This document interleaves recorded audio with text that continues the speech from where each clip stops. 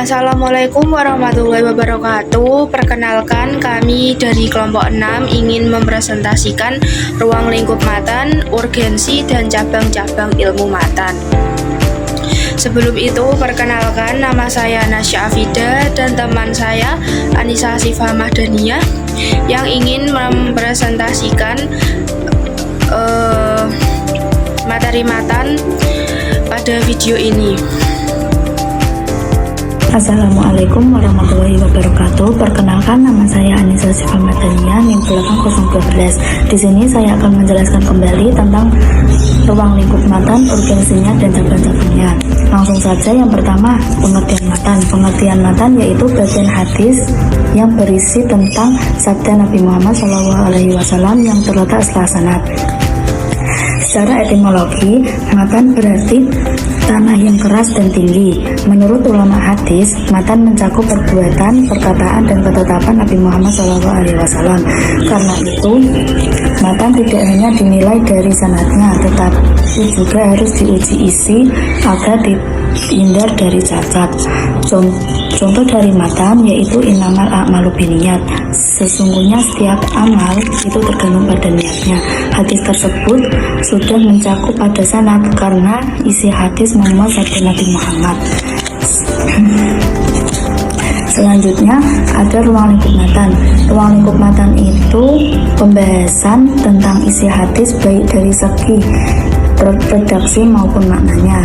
Ada 3 ruang lingkup utama matan. Yang pertama ada jenis kandungan matan, yang kedua ada kritik matan, dan yang ketiga ada pemahaman makna matan. Yang pertama ada jenis-jenis kandungan matan. Jenis-jenis kandungan matan ini dibagi menjadi 4. Yang pertama ada qauliyah, ada fi'liyah, ada takririyah, dan ada hamiyah. Yang pertama qauliyah. Qauliyah ini hadis berupa perkataan Nabi Muhammad. Yang kedua ada fi'liyah, ini hadis berupa tentang perbuatan Nabi Muhammad. Yang ketiga ada takririyah, itu hadis berupa persetujuan Nabi pada sahabat. Yang terakhir ada hamiyah. Hamiyah ini hadis berisi tentang keinginan Nabi atau rencana yang belum terlaksana. Yang kedua ada kritik matan. Kritik matan ini menjelaskan tentang menilai apakah isi hadis itu sudah sesuai dengan isi Al-Quran apa belum, dan tidak bertentangan dengan akal sehat. Yang ketiga ada pemahaman makna matan. Pemahaman makna matan ini dibagi menjadi 3. Ada gharib al-hadis, kedua asbabul wurud, dan tasrif wa ta'rif.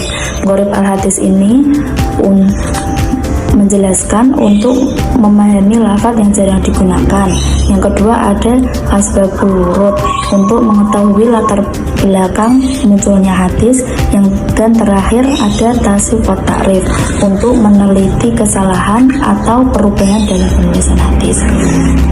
Penjelasan selanjutnya akan diterangkan dengan sangat. Terima kasih. Urgensi kajian matan hadis terletak pada pentingnya memahami isi atau teks hadis secara benar agar pesan yang disampaikan Nabi Muhammad tidak disalahartikan. Dengan mempertimbangkan redaksi, konteks, dan kesesuaian dengan hadis yang lebih kuat, studi matan membantu menjelaskan makna hadis. Oleh sebab itu, pemahaman hadis juga tidak hanya bergantung pada teksnya, tetapi juga pada konteksnya. Perbedaan dalam susunan kata dalam matan dapat memengaruhi makna dan penerapannya dalam kehidupan sehari-hari yang menjadikannya penting. Nah, beberapa alasannya itu: yang pertama, menghindari kesalahpahaman terhadap hadis; yang kedua, memastikan hadis itu sahih atau tidak; dan yang ketiga, memahami konteks asbabul wurud.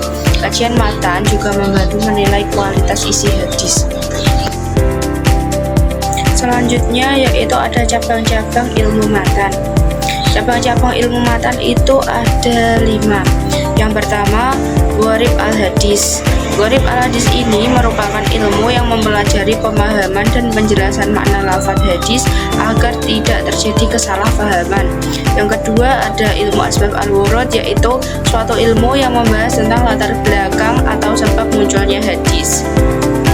Yang ketiga ada nasih wal mansukh.